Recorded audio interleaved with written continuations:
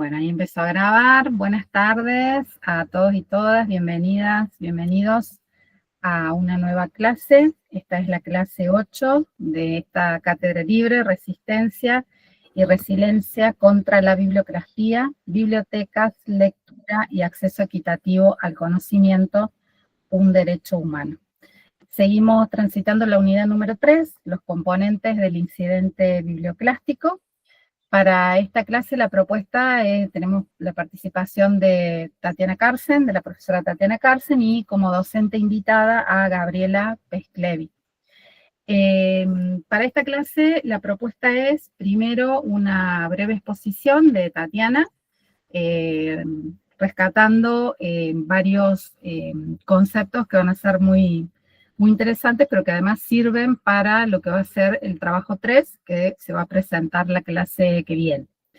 Y recuperando también conceptos que ya se trabajaron en las dos clases anteriores. Y luego vamos a conversar un rato con Gabriela, que nos va a contar su experiencia, su trayectoria de investigación. Y finalmente va a haber un espacio de preguntas, así que todas las preguntas o las dudas que tengan respecto a esta charla tendrán, digamos, su momento dentro de un rato. Yo ahora la voy a dejar a Tatiana, que ella va a presentar justamente los componentes del incidente biblioclástico, los impactos de la biblioclastia sobre los recursos y los espacios, cierre o quema de bibliotecas, archivos físicos o virtuales, análisis de casos. Tati, te escuchamos a vos. Bien, bueno, antes que nada, muchas gracias por la introducción, María de los Ángeles. Muchas gracias, Gabriela Pesclevi, por acompañarnos. La experiencia de Gabriela es invaluable en función de determinados casos que conoce casi de primera mano y o con mucha proximidad a las personas que los han vivido. Y lo que voy a hacer es una pequeña presentación en la que vamos a enfocarnos específicamente dentro del incidente biblioclástico en lo que serían los impactos, y dentro de los impactos, a los impactos sobre los espacios, tanto físicos como subjetivos y virtuales, sobre los recursos impactados, ¿no? Que son los bibliográficos, los recursos mobiliarios, físicos, de infraestructura, edilicios y financieros. Y el análisis de algunos casos. Vamos a enfocarnos, que eso prácticamente va a ser fundamentalmente lo que nos va a aportar Gabriela. Bien, vamos a retomar, sé que esto es una reiteración, pero para que podamos entender de dónde viene esto, volvemos a repasar a qué nos referimos cuando hablamos de incidentes biblioclásticos. Lo podemos definir como un evento que se puede encuadrar como algún tipo de acción biblioclástica ejecutada por agentes responsables mediante conductas, prácticas, procedimientos y dispositivos que pueden estar o no implementados por políticas que afectan a personas, comunidades u organizaciones, y que se producen dentro de un determinado espacio físico o de determinado entorno virtual durante un cierto momento o periodo temporal. Suele conocerse este incidente gracias a algún testimonio o denuncia público y se pueden generar impactos o reacciones resilientes y de lucha por parte de personas o comunidades. Es decir, los impactos pueden ser tanto los impactos de la biblioclasia en sí, es decir, los daños o perjuicios producidos por la biblioclasia, como los impactos que producen una reacción, es decir, una consecuencia de respuesta de la comunidad ante esas acciones. Que la clase pasada vimos ya cuáles eran las acciones, qué motivos tenían y quiénes podrían ser los agentes responsables. Ahora nos vamos a concentrar dentro de este cuadro que ya lo vieron en la clase pasada. Tati, perdón, te interrumpo. No ¿Sí? se está viendo las diapositivas, no sé si las estás pasando, perdón. A ver. Veo que vos habías preparado con algunas imágenes y demás. Perdón la interrupción, sí, a ver, pero acá. ahí está, ¿ves? Ahí está, ahora sí. Gracias, disculpas. Bien. Ahí está en la definición de incidente de biblioplástico. Bien, vamos acá. Ahí, gracias. Un segundo, acá. Ahí. ¿Ahí se ve la imagen? Sí, perfecto, exactamente, ahí está, bárbaro. Bien, bien. Bien, desde la actual. Ahí, bueno. Como ven, la imagen, eso es muy parecido a lo que pusimos en la presentación de la clase pasada, que si ustedes estuvieron presentes recordarán que habían otras imágenes. Ahora tenemos a la izquierda la foto de la biblioteca Constancio Vigil, Biblioteca Popular Constancio Vigil de Rosario. Esta es una foto tomada en los años 70. Esta biblioteca es uno de los casos que vamos a ver y de la que también nos va a hablar Gaby. Y tenemos abajo una pila de libros volcados de un camión que están por ser quemados en Sarandí. Son libros de la editorial Centro Editor de América Latina, que es el otro caso, sobre el cual además se está trabajando, hay bastante información, hay mucha literatura en relación a este caso. Ahora, ustedes ven que de todos los elementos componentes del incidente biblioclástico, se están resaltados lo que vamos a ver hoy, que son los espacios impactados y el impacto sobre los recursos impactados físicos y virtuales sobre las subjetividades y después tenemos esta cuestión, ¿no?, de los espacios. Esto es lo que vemos en la foto, el espacio, el edificio o el escenario, el terreno donde se están quemando los libros. Los recursos que vemos ahí son los libros, los fondos bibliográficos, los muebles, la infraestructura del edificio, las personas, los recursos financieros de la biblioteca.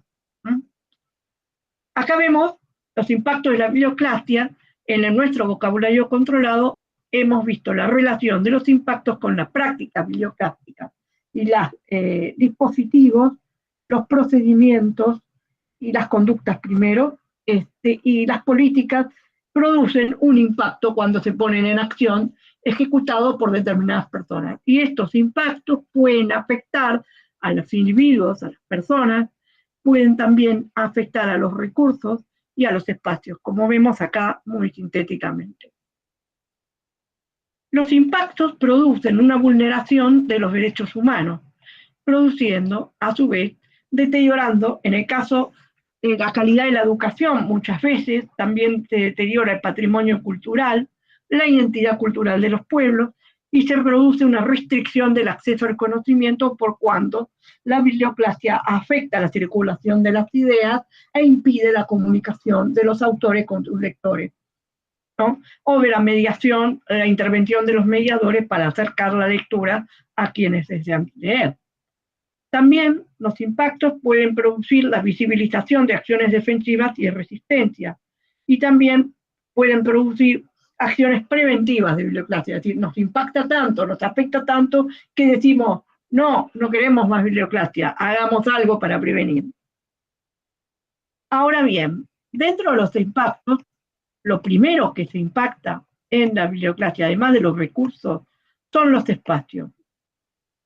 Acá tenemos, perdón, voy para atrás.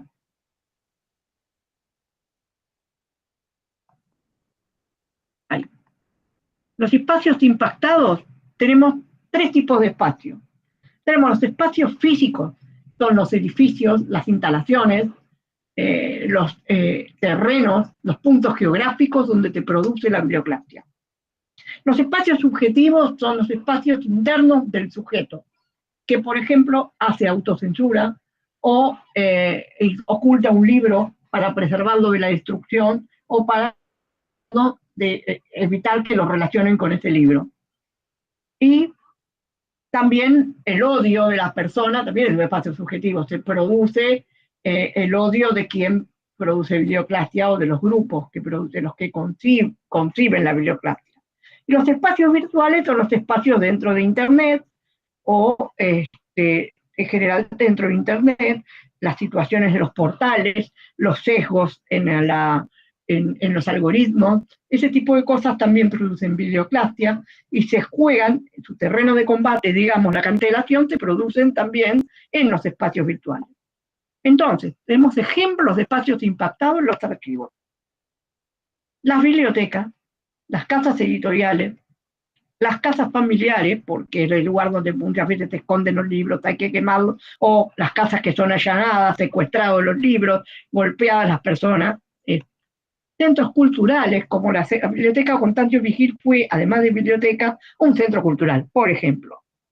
Espacios públicos, entonces, las oficinas del Estado, las bibliotecas públicas, plazas, las quemas de libros en los patios o en las plazas. Recordemos las escenas de las quemas de libros hechas por los nazis en el centro de la plaza principal de Berlín.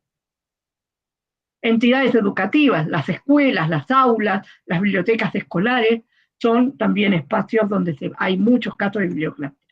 Las librerías, cuando se incautan los libros o se ocultan libros de su exhibición y se los aparta de su exhibición, se convierten en un escenario de biblioclasia. Los museos también, porque muchas veces tienen bibliotecas, o documentos de archivos, que también son vulnerados. Los kioscos o puestos de revistas, cuando, por ejemplo, se obliga a no poner en exhibición determinada publicación, o se sustrae, como en las épocas de la dictadura, el secuestro de la revista Humor, se retiró toda la tirada y además se quitaba de los kioscos, o se impedía que llegaran a los kioscos. Entonces ahí el kiosco se convierte en un espacio de biblioclasia. Las salas de lectura de las bibliotecas. Estos son algunos de muchos ejemplos que pueden haber. Ahora bien, en estos espacios no es que están vacíos, además de personas están los recursos. Allí normalmente se alocan los recursos, que son los recursos físicos impactados. Por ejemplo, tenemos libros, publicaciones periódicas, materiales manuscritos o impresos. Eso es la biblioclasia. La palabra biblioclasia justamente está relacionada a este soporte, al libro. Entonces, el espacio, el recurso primero que es vulnerable a la biblioclasia son los libros, las publicaciones, los textos impresos.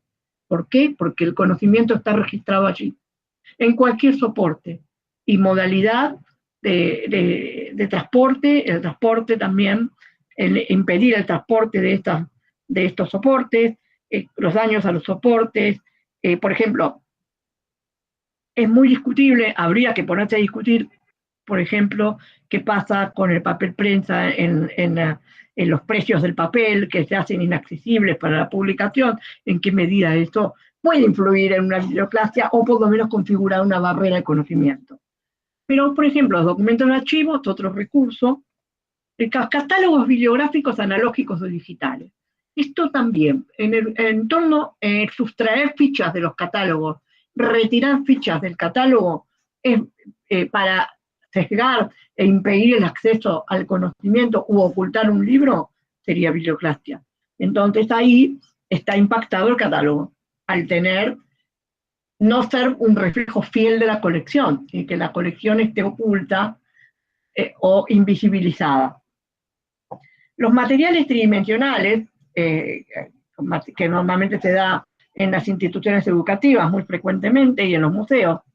Los materiales audiovisuales, que también la censura se produce muchísimo sobre los materiales audiovisuales, se ha producido en los años 70.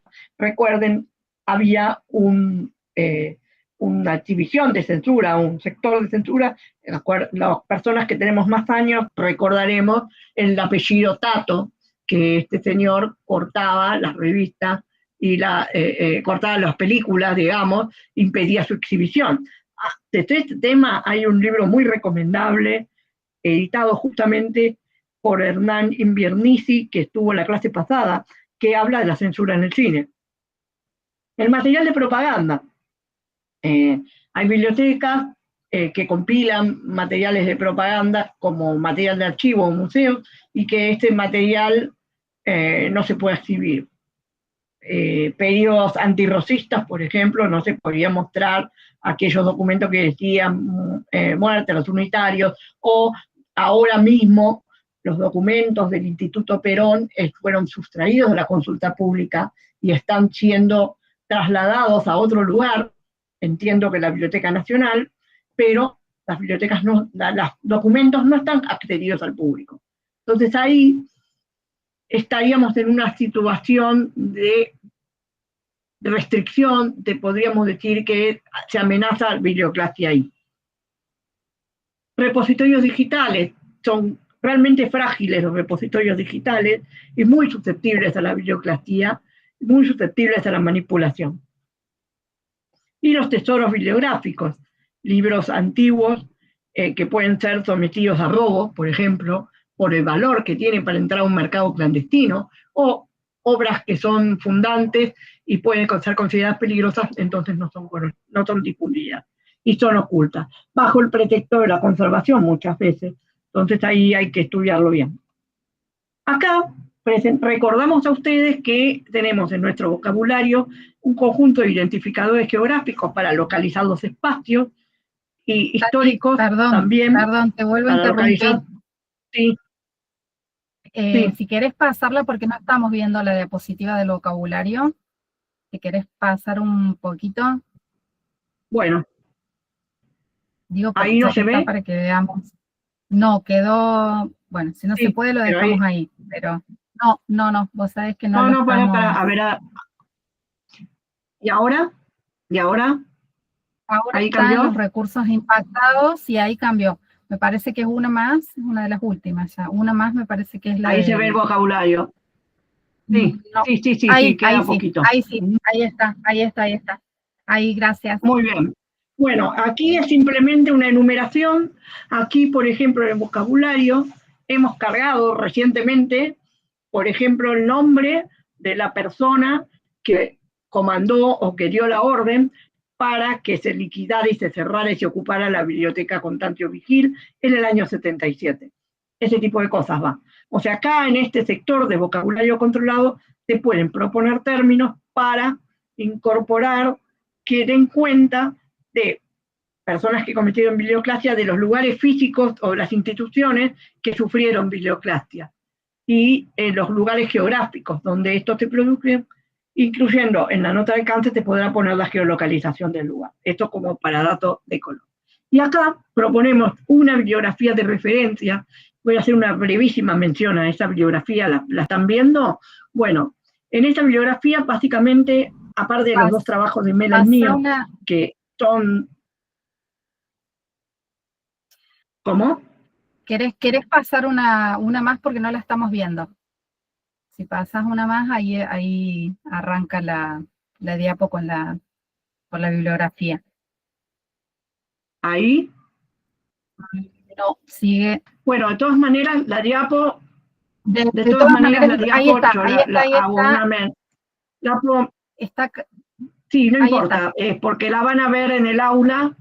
Solo voy a hacer una mención de lo que hay ahí. Voy a dejar de compartir. Bien. Ahí está. La bibliografía es básicamente información, trabajos publicados por Gabriela Pesclevi y por Natalia García, que se enfocaron mucho en la biblioteca Vigil y también en la situación del portal Infocus en 2016, y también los dos trabajos nuestros de Mela y mío que fundamentan, digamos, los conceptos de que ustedes ya la tienen. Esta bibliografía va a estar presente en toda la unidad del trabajo de Mela y mío sobre lo que es el incidente biblioclástico y sus componentes. Entonces, como para que lo puedan repasar. Ahí en la sección que explica lo que son los recursos impactados, usa otra terminología, pero básicamente la idea está. Así que esto, como para poder introducir a lo que nos va a contar Gaby, a quien ya creo que tiene su posibilidad. Yo te agradezco. Sí, están pidiendo admitir una persona. Ahí va. Perdonen las dificultades de la presentación, espero que se haya comprendido. Ahora, con la exposición de Gabriela, en realidad el objetivo de esta presentación de introducción es ayudarles a enfocar la atención en los aspectos más relevantes de la exposición de Gabriela, que nos sea útil a los propósitos de la cátedra. Y además de, bueno, conocer y agradecerle muchísimo a Gaby, que estuvo parte del colectivo durante todo el primer tramo del colectivo. Muchísimas gracias a ustedes. Si alguno quiere hacer una pregunta puntual antes de avanzar con Gabriela ya, puede hacerlo ahora o esperar después a Gabriela. Y ya estamos. Voy a silenciar mi micrófono. Tatiana. Muchas gracias, Tatiana. Yo, a ver, no sé si hay preguntas en el chat, me parece que no. Yo voy a hacer una brevísima, bueno, obviamente hacer un agradecimiento a Gabriela, darle la bienvenida a esta clase, a la Ay, cátedra, perdón, y me olvidé de algo una muy breve importante. presentación. Sí. Sí, una cosa que me olvidé importante. En el aula va a estar colgado el formulario que describe los casos, el caso de la biblioteca Constantino Vigil, para que ustedes lo puedan tener. ¿Mm? Ujú. Y ahí va a estar Sí, con sí, detalles sí. descritos los recursos y demás afectados. Nada más. Gracias, Tatiana. Yo voy a brevemente unas líneas de CV de presentación de Gabriela. Gabriela Pesclevi es licenciada en Trabajo Social y docente en la Facultad de Trabajo Social de la Universidad Nacional de La Plata, formadora en talleres de literatura para jóvenes y adultos, es miembro de la Biblioteca Popular La Chicharra de La Plata y una de las fundadoras del proyecto Libros que Muerden. Buenas tardes, Gabriela, bienvenida y te damos la palabra y te escuchamos. Buenas tardes, ahí se escucha bien, Sí, se te ¿sí? escucha bien, sí, Bueno, sí. bueno. Bueno, en principio, muchísimas gracias a la Cátedra Libre y por la invitación a este encuentro titulado Resistencia y Resiliencia contra la biblioclastía, bibliotecas, lectura y acceso equitativo al conocimiento, un derecho humano. Muchas gracias. Yo voy a leer algún pasaje sobre el caso del Centro Editor de América Latina y voy a leer un fragmento también de Constancio Sevigil, que por supuesto no es mi, mi, mi estudio exhaustivo, no tengo un estudio exhaustivo en eso, pero bueno, me atrevo a compartirles algunas apreciaciones a partir también hasta de mi visita en la Biblioteca Constancio Sevigil y mi puesta en comunicación con Natalia García y con otras personas que formaron parte de esa experiencia tan inmensa, tan increíble. Eh, Quiero decir esto otro, me pareció muy lindo escuchar a Tatiana porque es muy importante este despliegue de identificación espacial respecto a en dónde recala la biblioclastía, la censura, ¿no? Y también me quedé pensando en esta idea de el impacto, este concepto, ¿no? Esta noción de lo que impacta en nuestras comunidades cuando se cometen genocidios culturales, cuando se cometen, violencias políticas, aberraciones a la humanidad, digamos, ¿no? Y a los derechos humanos. Y en ese lugar, en relación a la idea del impacto a la comunidad, es donde como contrapunto muchas organizaciones en la década del 80, en la década del 90, incluso pasados esos años 90, se fueron organizando como contrapunto, ¿no? De la noción del impacto que recibimos en la devastación, en la cancelación. Entonces, de alguna manera, quiero decirles que el lugar en el que me ubico es ese, en el del contrapunto del impacto y al del encuentro y la búsqueda de sentido en el sinsentido y en la cancelación a la palabra, ¿no? Ese artefacto más mínimo, pero que nos vuelve también humanos, humanas. Y a partir de ahí quiero leer una cita que no tenía pensada leer, voy a abrir una cita impensada, pero se las voy a leer porque quiero contarles que después de una publicación que esencialmente trajo satisfacciones a la comunidad y que se llamó Libros que Muerden, que realmente se hizo con muchas dificultades, ¿no? Pero bueno, se pudo hacer y trajo satisfacciones. Después de eso, hay un material que se conoce muy poquito, pero a mí me tiene este material es el que me da cierto orgullo, que son dos cuadernos a los que llamamos Colección Enriqueta Muñiz. Son dos cuadernos en donde escribimos impresiones justamente de particulares y de instituciones respecto del impacto de la biblioclastía en estos espacios que Tatiana enumeraba, ¿no? Y en el primero un poco va de eso, y el segundo es una conversación con Graciela Montes, y no solamente con Graciela Montes, sino con Ricardo Figueira y con Amanda Toubes, que fueron, digamos, empleados del Centro Editor de América Latina, y puntualmente yo voy a referir a Amanda Toubes y a Ricardo Figueiras en un momento. De ese cuaderno voy a leer la siguiente cita. Leer en la desmesura. Leer teniendo en cuenta lo velado, viendo cómo la época y las circunstancias determinan nuestras lecturas y las acomodan a los marcos en los que participamos.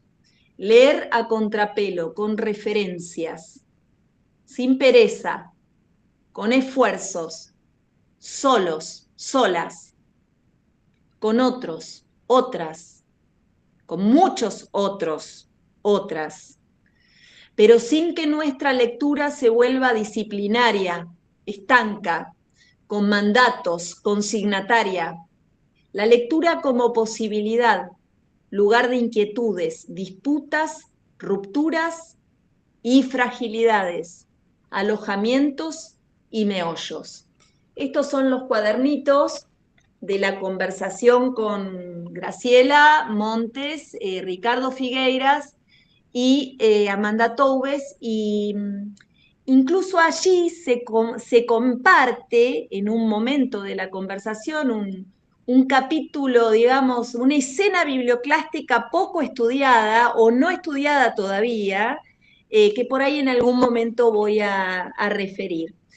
Y sigo saludándoles, agradeciéndoles y decirles una vez más, para quienes no estuvieron en ocasiones anteriores, que cuando se cumplieron los 30 años del golpe cívico-militar, reunimos en un viejo galpón de encomiendas y equipajes ubicado en un barrio de la ciudad de La Plata, que se llama Meridiano Quinto, y como dije en otros sitios, en repetidas ocasiones, Meridiano Quinto es una línea imaginaria en la cartografía de la provincia de Buenos Aires, con lo que esta provincia es una inmensidad, ¿no? Una línea, como lo ha sido la línea del ferrocarril provincial, sobre el cual se apoya el espacio. En este caso no estoy ahí, pero es desde el lugar en el que les hablo. Ese 24 de marzo del año 2006 alojamos un caudal de más de 150 personas, creemos que fueron 200 personas, en relación a una muestra que presentábamos por primera vez, sin embargo la veníamos mascullando de años anteriores, a la que bautizamos con el nombre de Libros que Muerden. Esto no lo hice sola, sino lo hice inscripta en un colectivo al que pertenezco y que hoy se llama Biblioteca Popular La Chicharra.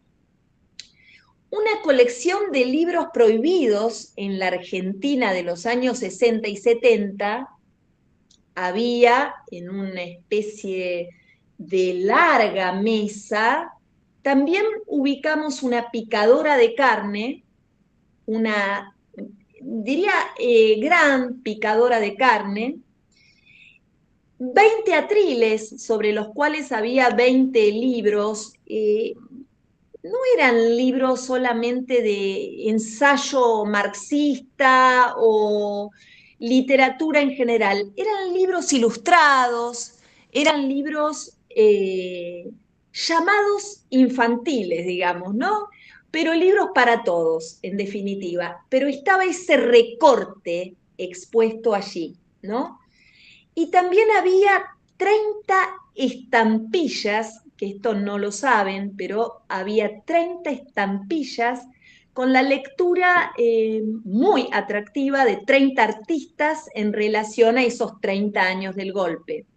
Y digo así porque el año próximo se van a cumplir 50 años del golpe y sin duda estamos pensando en una acción urbana, pública, que remita a esta experiencia, en este caso de otro modo.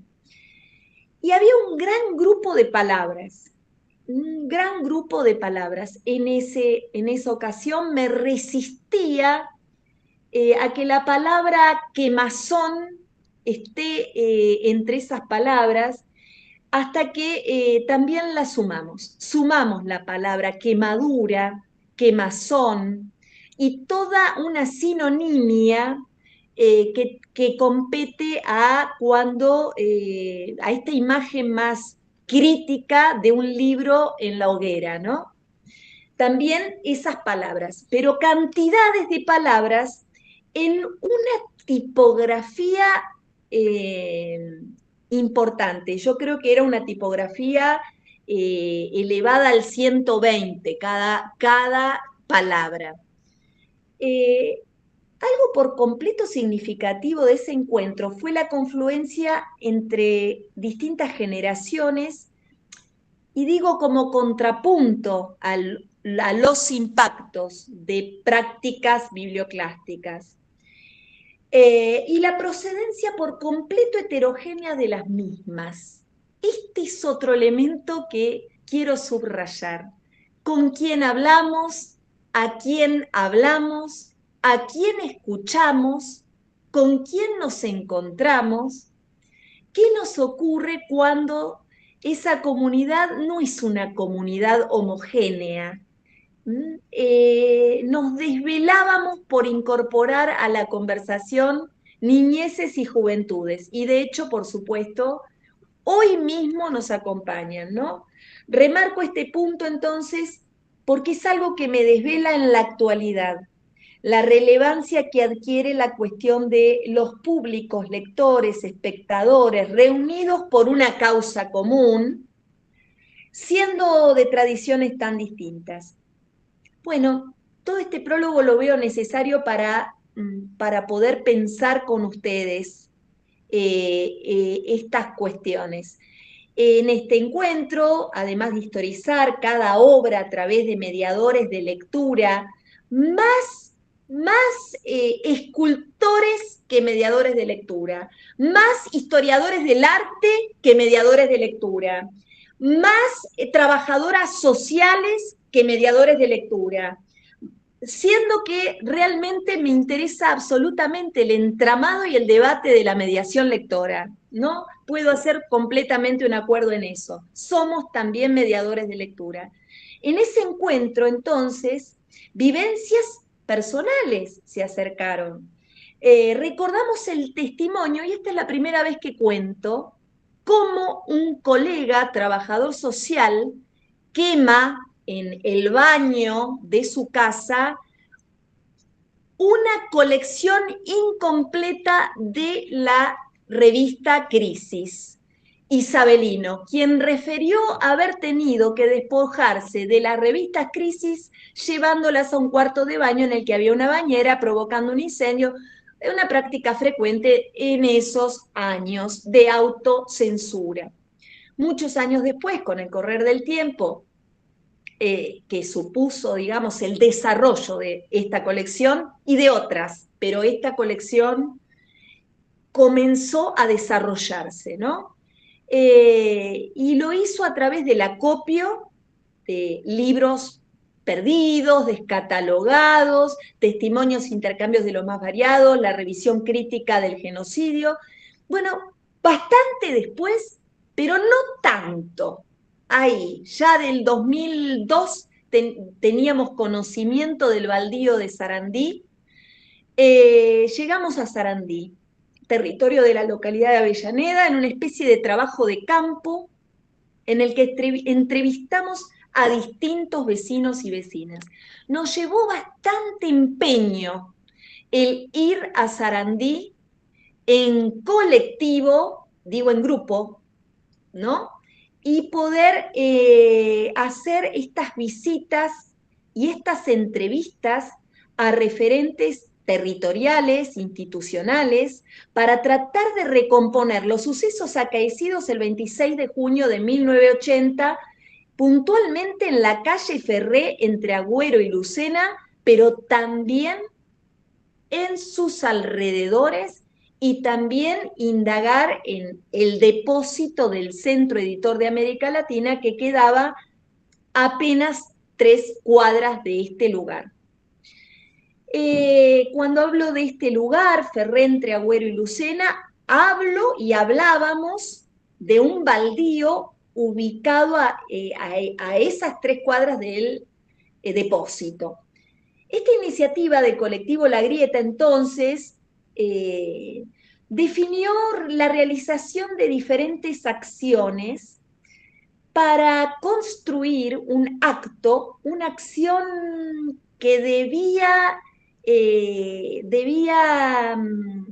configurar la presencia de distintos actores fundamentales. Y entonces indagamos en esos interlocutores, empezamos a encontrar más voces, ahora voy a decir de dónde viene también todas estas fuentes, ¿no? Sin duda que un golpe a los libros, ya que nombraron a Hernán Invernici, Debo hacerlo, y a Judith Gociol, publicado por Eudeva en el año 2002, ya estaba contenido allí un capítulo dedicado al Centro Editor de América Latina con el relato del contexto de terror. En 1974 fue fusilado Daniel Loaces, que era empleado de la editorial, y a quien incluso me encantaría seguir estudiando la vida de este obrero, de esta persona, porque siguen dándonos tanto las cosas por decir de ese momento, ¿no? En 1978 ya la editorial había tenido observaciones de inspectores municipales, faja de clausura del local y una causa, ¿sí? Ahora vuelvo un poquito a eso, ¿no? ¿Qué más decirles acá? Entonces necesitábamos también, así como conocer ese territorio, ir construyendo complicidades con quienes habían trabajado en el Centro Editor de América Latina.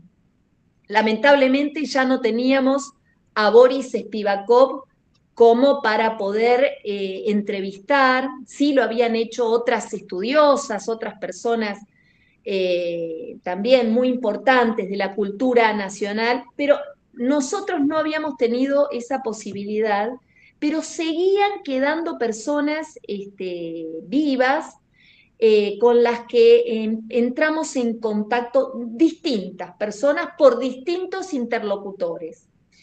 Las complicidades entonces, como elemento fundante para contar con la presencia, sin duda, de quienes habían estado presentes, ni más ni menos que en el acto de quemazón, de incineración, de miles y miles y miles de libros. Se calcula unas 24 toneladas de libros quemados allí. Entonces, ¿qué hicimos? Fuimos enhebrando esas complicidades. En el año 2013 conversamos junto a Florencia Bossier con Amanda Toubes sobre la historia del Centro Editor de América Latina. Nos concentramos en algunas colecciones, especialmente en las que Amanda dirigía, y no lo hicimos casualmente, sino que esas colecciones también aparecen en el acto de la quema como están retratadas en las fotografías, ¿verdad? Entonces reflexionamos con Amanda sobre las infancias, sobre las estéticas de los años 60 y 70, sobre la política que daba dirección a la editorial, sobre los temas significativos del momento en relación a los proyectos de mundo que estaban en juego. Y esto lo subrayo así medio vehemente, porque de lo que estamos refiriendo con todo este estudio minucioso de las prácticas biblioclásticas, es lo que está en juego son proyectos de mundo, ¿no? Proyectos societarios, digamos, y esto es algo que sigue teniendo cosas para decirnos, en qué proyecto societario estamos hoy. Volviendo acá al pequeño escrito que hice, y entonces con Amanda seguíamos conversando sobre la nueva enciclopedia del mundo joven, sobre las sexualidades, sobre las dinámicas y estrategias que se daba la editorial para enfatizar sus ventas, su llegada masiva y económica a distintos sectores y, por supuesto, que llegamos a la imagen epifánica, trágica, de esas miles y miles de libros incinerándose en Avellaneda. Durante las exhibiciones del material clausurado que nosotros encarnamos como una muestra de libros itinerantes, quiero decirles que estamos sacando en este momento el número de visitas realizadas a instituciones y el número de personas con los que estuvimos durante el año 2012, 2013, perdón, 2012 no, 2006 hasta el 2018-2020. Estamos haciendo este cálculo de la cantidad de instituciones en las que estuvimos, porque es un número que nos interesa también considerar, ¿no? Un número aproximado. Lamentablemente no vamos a tener un número tan real. En esas exhibiciones estábamos muy interesados en cómo, y nos resultaba un gran problema cómo contar la quema de libros en Sarandí.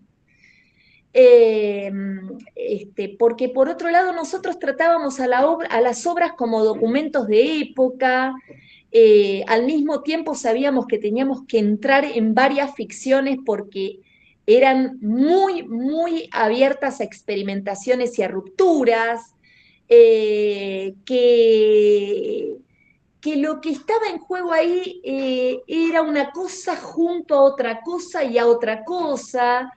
Entonces exploramos decretos de censura, pensamos cómo intervenir espacios de instalaciones con recursos que repetíamos en cada invitación de manera diferente, trabajar en la expansión de la mirada, y cuento todo esto que es medio de la arena pedagógica, porque me voy acercando a la imagen de la quema de Sarandí, porque realmente no queríamos que la quema fuera lo protagonista en nuestras, sino que fuera parte de una mirada, por supuesto,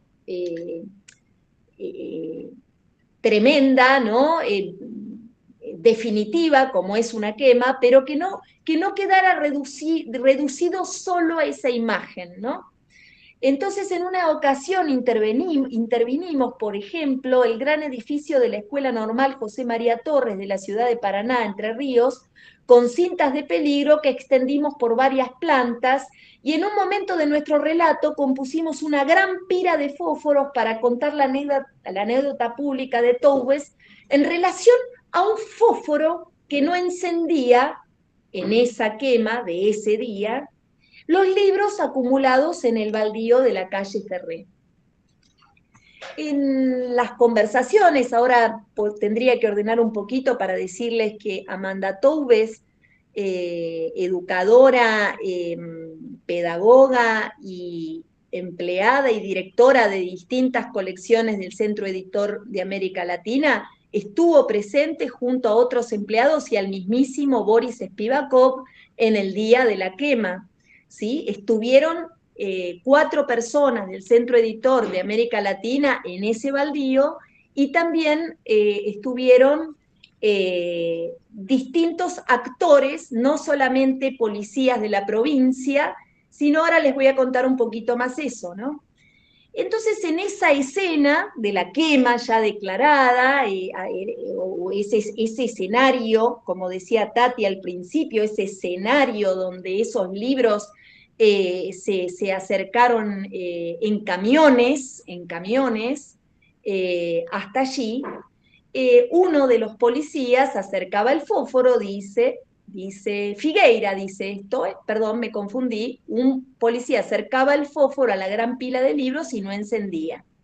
Cuenta Figueira también que había libros, fascículos que habían sobrado del sistema de distribución de kioscos, que estaban humedecidos en el depósito, y muchos envueltos, y que iba a resultar difícil que se prendan fuego así nomás. Y como Figueira tiene un sentido del humor bastante particular, interlocucionaba con los censores, con los policías, y él mismo se les acercó y les dijo, bueno, vayan a buscar nafta o querosén porque esto no va a prender, ¿no? Este relato, que es parte de la muestra Memoria en Llamas, que se ofreció en el Centro Cultural de la Cooperación, mucho tiempo después a esto que yo estoy refiriendo, ¿no? Ni siquiera en el 2014. La fecha de Memoria en Llamas no la tengo a mano, pero esta experiencia se exhiben por primera vez las fotografías que rescata Figueiras de su archivo personal, de la mano de un comunicador social que se llama Alejo Moñino, que lo entrevista y, bueno, logra Ricardo Figueiras con Amanda Toubes, incluida Graciela Montes, que también está presente en el acto, logran mostrar por primera vez 29 fotografías que dieron testimonio al día de la quema. Estas fotografías, imagínense, el valor documental que tienen. Y se copian, se llevan al copiado después de muchísimos años, ¿sí? Casi 40 años del golpe, no 30, casi 40 años del golpe, que este material no se conocía y se revela a partir de justamente tanta cantidad de interlocutores que hacemos este contrapunto a los impactos de las prácticas biblioclásticas, ¿no? Entonces, quería contarles esto porque es fundamental cómo los documentos son material continuo de nuestras investigaciones, de nuestras relaciones, y son con el material que podemos generar argumentos para pensar en una comunidad justamente como querían incluso estos editores, ¿no? Más democrática, más pensante, más igualitaria. Ese tipo de proyecto societario estaba en juego. Por otro lado, ¿cómo venimos? ¿Venimos bien de tiempo? Sí. Sí, sí, perfecto, Gabriela. Sí, sí. Muy bien, sigo entonces. En otra oportunidad les quiero contar esto sobre sobre una pira, eso es en las muestras, ¿no? Pero está en diálogo con esta conversación. En otra oportunidad, sobre esta pira que armábamos de miles de fósforos. A la conversación de un fósforo nosotros contrapunteábamos miles de fósforos.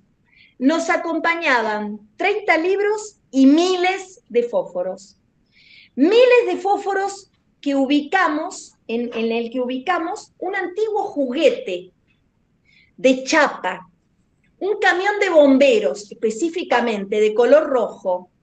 Nos interesaba compartir que nuestras indagaciones situadas en Sarandí, que esto también merece un capítulo aparte, y me llevaría 3 horas contarles cómo se provocaron las conversaciones con las directoras de escuelas cercanas, con las infancias, con los vecinos de años de vivir allí, ¿no?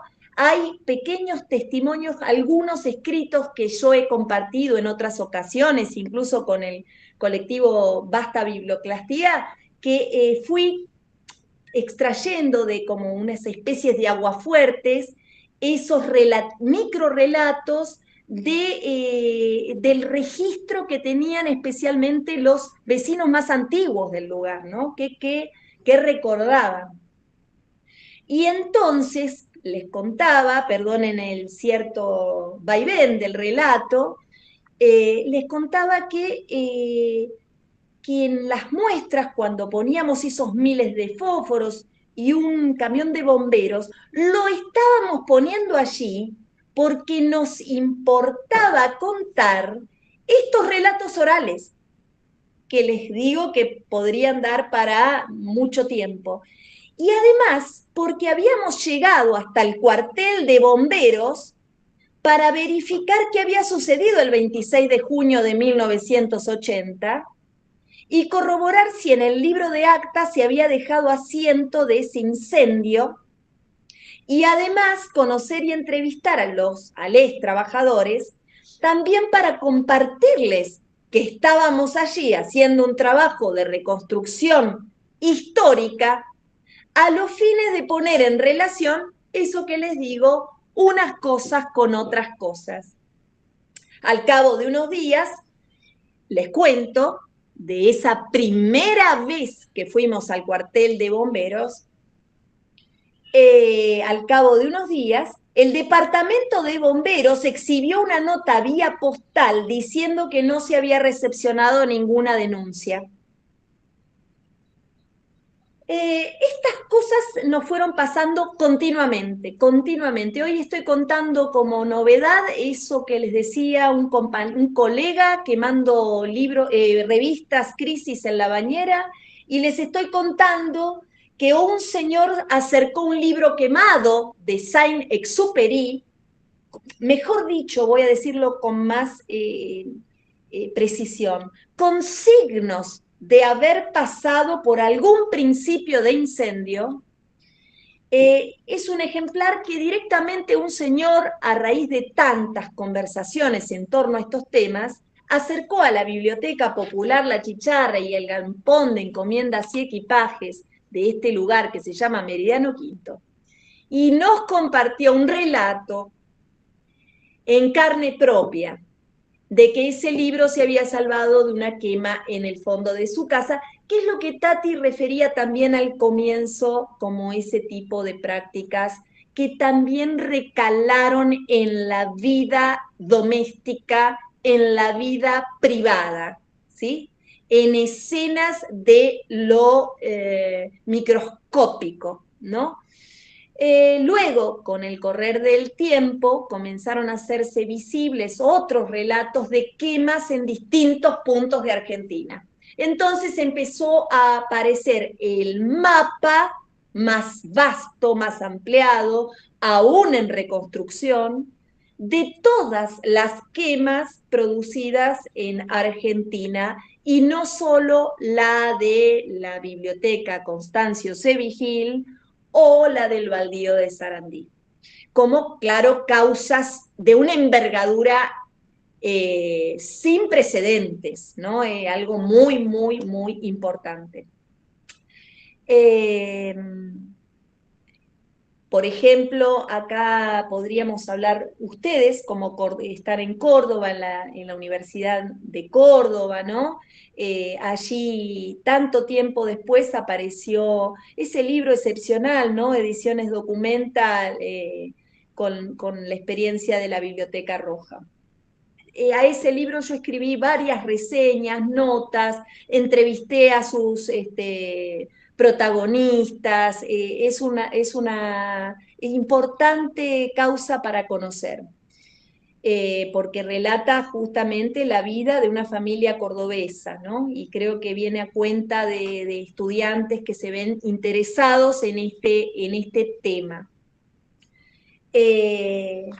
Bueno, en relación a la causa de la quema en Sarandí, podría hablar bastante, tengo notas algo no tan organizadas en este momento, pero sí decirles, y adhiero totalmente a esta grilla de nominaciones en donde nosotros debemos dejar registro de nombres y de prácticas que se configuraron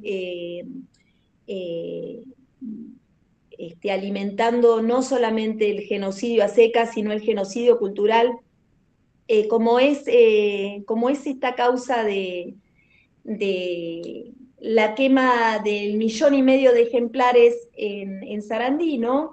Y bueno, y los nombres de todos los que formularon esa causa, el juez de la Serna y un montón de datos, ahora los puedo retomar un poquito más ordenado, lo tengo en otra hojita. Y pasar entonces a la Biblioteca Popular Constancio Vigil, justamente para compartirles que la Biblioteca Constancio C. Vigil fue intervenida un 25 de febrero de 1977 en Rosario, y acá lo menciono ya desde el vamos, y fue el capitán de corbeta Esteban César Molina el designado interventor normalizador, ¿no? Acá está. Bueno, empecé al revés con la Constancio C. Vigil. ¿Qué es la Constancio C. Vigil? Que es algo maravilloso. Yo no tengo ni palabras para describir esta experiencia, pero las hay y prolíficamente podemos decir que es una organización social, cultural, es una mutual, una organización educativa de Rosario, de la provincia de Santa Fe. Se inició en el año 59 como la biblioteca de una asociación vecinal, alcanzó gran desarrollo entre las décadas del 60 y 70, hasta que en el 77 es intervenida, ¿no? Por una veintena de hombres armados, que también tienen nombres y que también están en una causa. Y no solamente participaron, digamos, de la causa de intervención hombres armados, sino una gran cantidad de civiles, ¿sí? Entre los cuales Natalia García va a dar cuenta de que incluso profesiones, ¿no? Profesionales, quiero decir, también fueron parte de esta cuestión. El 25 entonces entraron, comandado por el genocida Agustín Feset, ¿no? También, este otro nombre, entraron con violencia. Y el operativo civil estuvo integrado por abogados, contadores, escribanos de la provincia de Santa Fe, por personal de la Marina también, enviado desde la provincia de Buenos Aires, y le llamaron intervención normalizadora. Estos dos casos tienen su pata judicial, digamos, ¿no? Hay que identificar y decirlo así también, explícitamente. Les conformaron una causa judicial justamente para tomar estos espacios, para tomar los espacios y para generar prácticas coercitivas.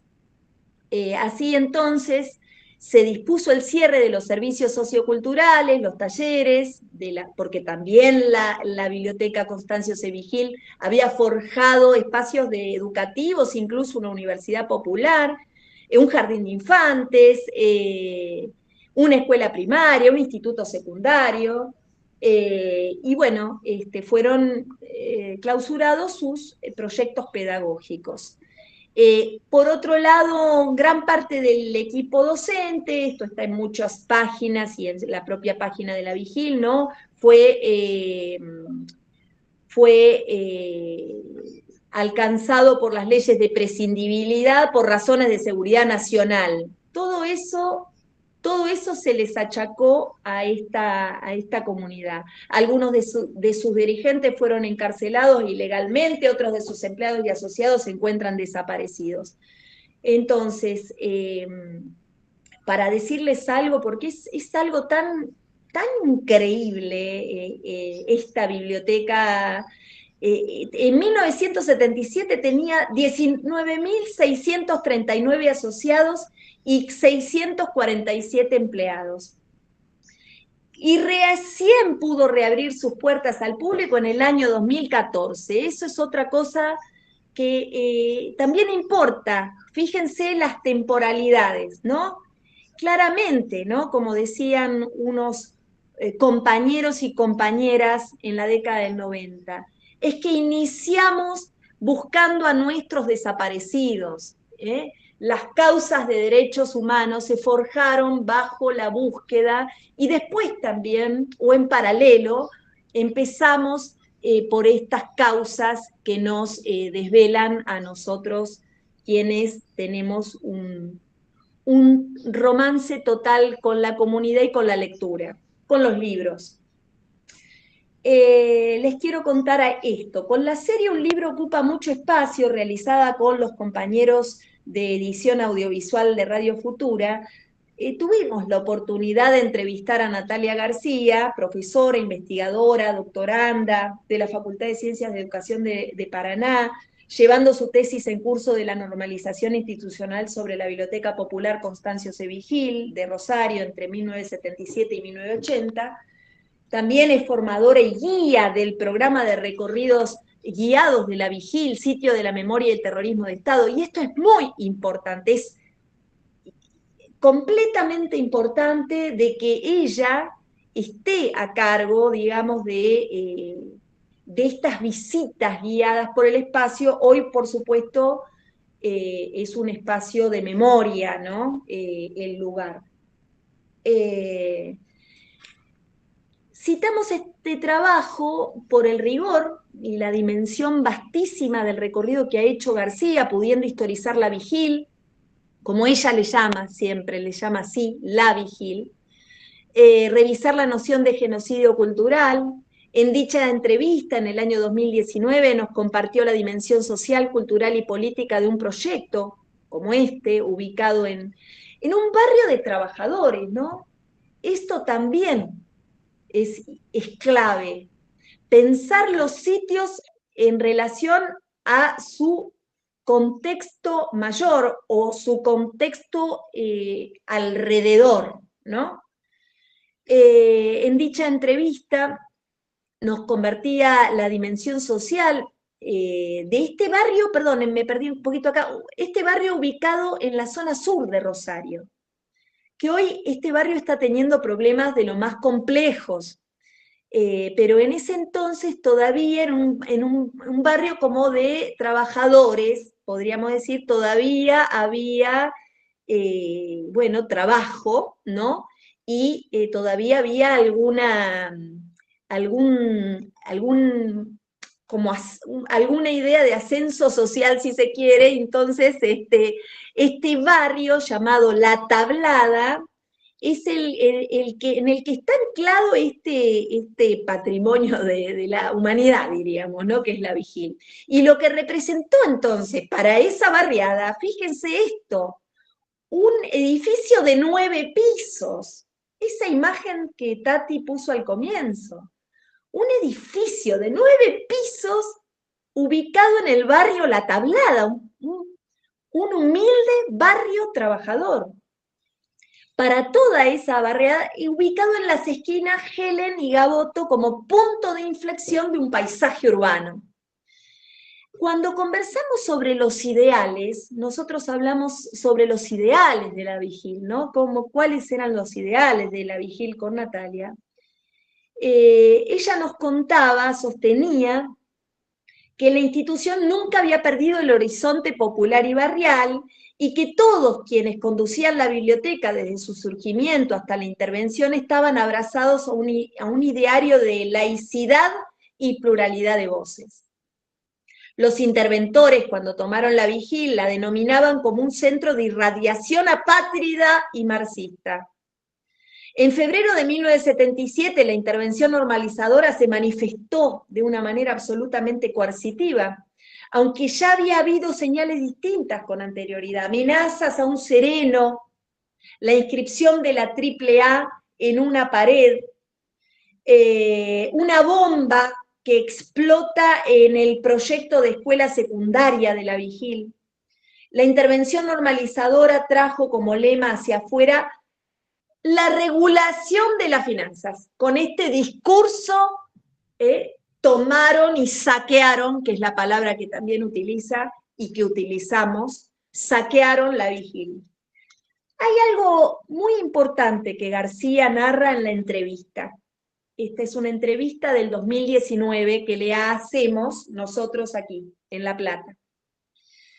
Se encarga de aclarar que es que la liquidación de la biblioteca Vigil, y esto sirve para un montón de otras cuestiones, nos viene bien para un montón de otras cuestiones, no fue obra de locos, sino que se configuró como una serie racional con estrategias, recursos, etapas bien discriminadas, y cuando se encontraron con la dificultad de la deslegitimación a la institución y sus dirigentes, en mayo del 77, secuestran y desaparecen a los fines de un saqueo que también tuvo distintos momentos, y tampoco tuvo un carácter homogéneo.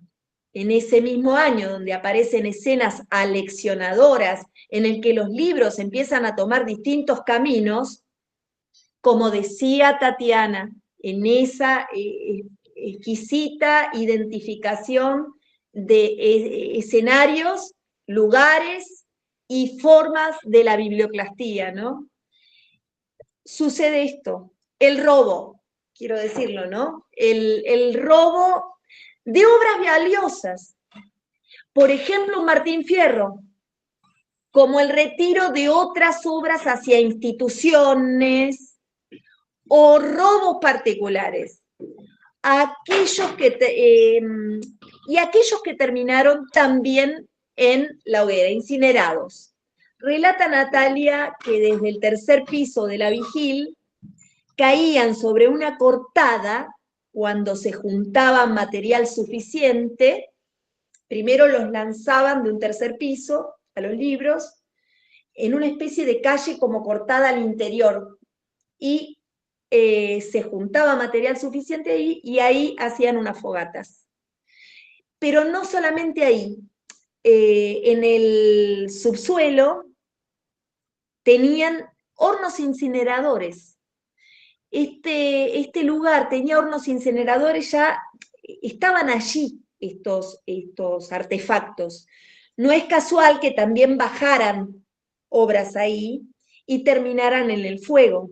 De alguna manera ese subsuelo, dice Natalia García, tuvo un rol funcional. De alguna manera, entonces, pensamos, perdonen, hay otra cantidad de cuestiones que cuenta ahí García en relación a las ediciones. No podemos no hablar de Constancio C. Vigil sin sus referentes. Acá hay que nombrar a muchísima gente, ¿no? Ustedes, es muy importante el nombrar a muchísimos. Yo voy a nombrar a dos, Raúl Frutos y Rubén Naranjo, pero quiero decir que nombro a dos, y hay muchas otras personas, ¿no?, en todo esto. Lo mismo me pasa con el relato anterior, ¿no? Porque, bueno, hay muchos otros en la trama más vasta de nombres, pero quiero decirles que Rubén y Naranjo y Raúl Frutos fueron dos protagonistas fundamentales de la biblioteca, no solo porque fueron parte de la asociación directiva, sino que encarnaron el proyecto editorial de la Vigil. Y cuando hablamos de quema y desaparición y omisión, y hablamos de que también se perdieron cantidades de libros de la editorial La Vigil. De editorial La Vigil tenemos que decir que funcionó entre 1966 y 1977 y publicó más de 90 títulos, con una tirada superior a 2 millones de ejemplares. Se editaron, es como que hablo todo con signos de admiración, me tienen que disculpar. Podría hacerlo más calmo a la conversación, pero no puedo no estar admirada, porque estamos hablando de una biblioteca popular que editaba, tiene una tirada hasta el 77 de 2 millones de ejemplares. Se editaron 16 colecciones de ficción, ensayos pedagógicos, de arte, de política, de historia.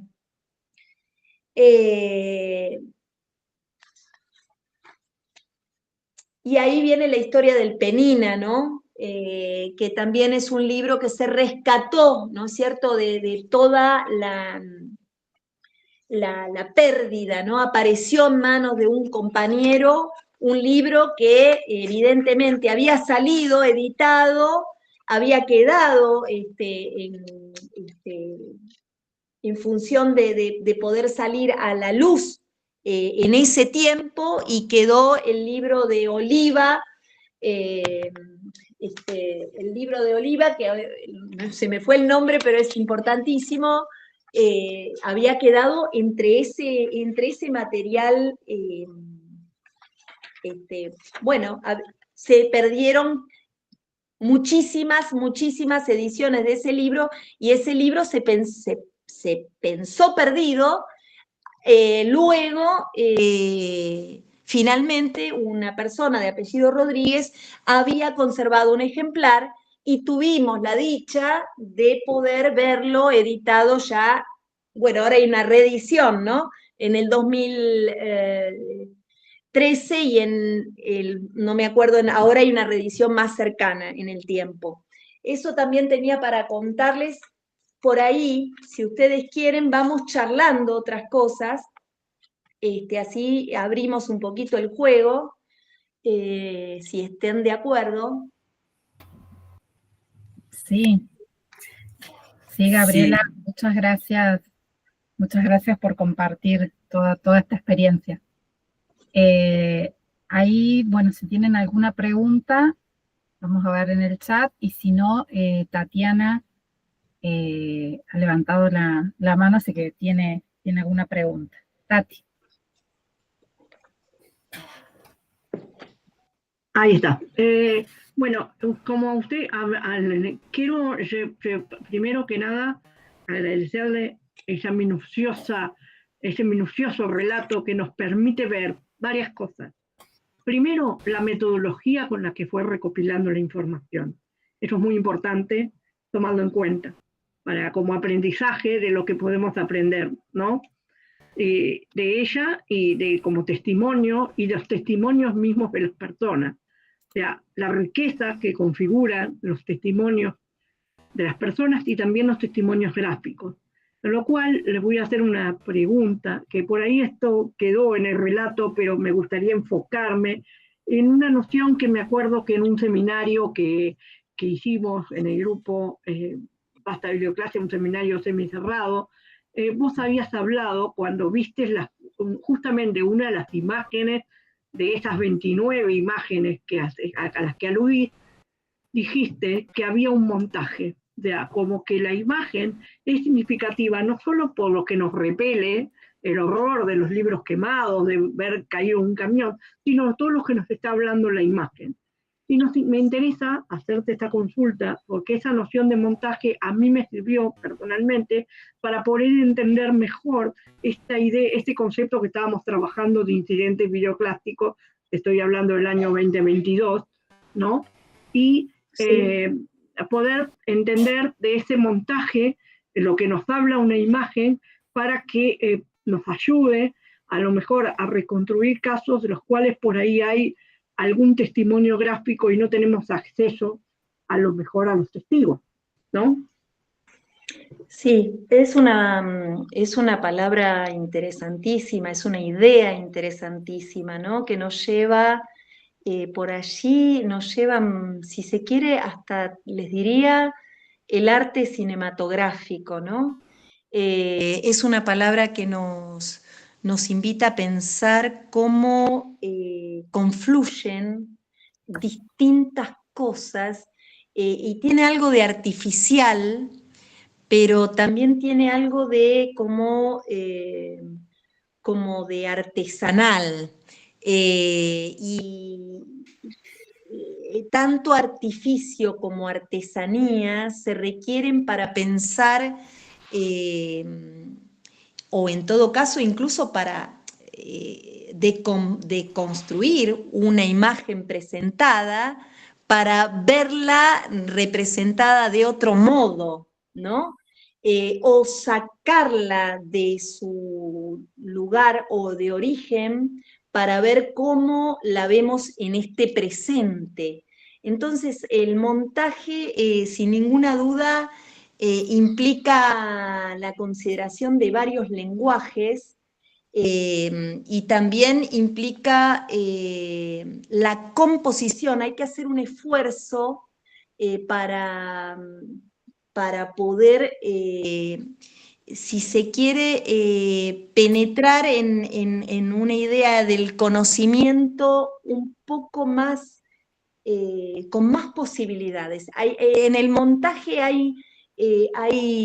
perdonen que me estoy yendo por las ramas, solo que tiene que ver con esta idea que abrazo de montaje, porque una cosa, insisto, y el lenguaje de las cosas, una cosa puesta al lado de otra cosa, nos están invitando a pensar permanentemente. Por ejemplo, el montaje, ¿no? Y el desmontaje, montaje y desmontaje.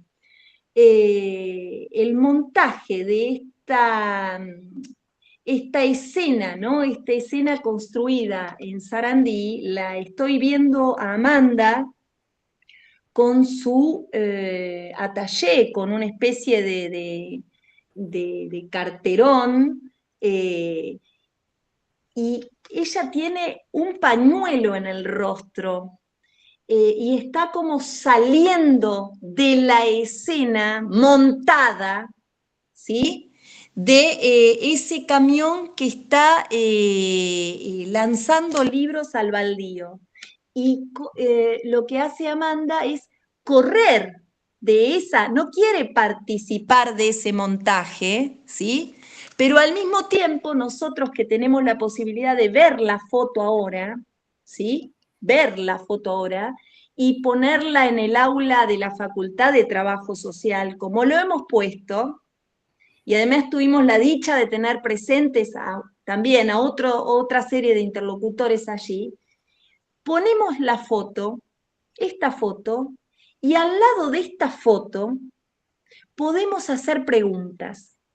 Por lo tanto, montaje, desmontaje, no vine preparada en profundidad para darte respuesta a esta noción, pero me comprometo, Tatiana, porque me fascina esta categoría y creo que es parte de quienes trabajamos en espacios como bibliotecas, pero no es, por supuesto, exclusivo, ¿no? O quienes trabajamos en instituciones pedagógicas, en aulas.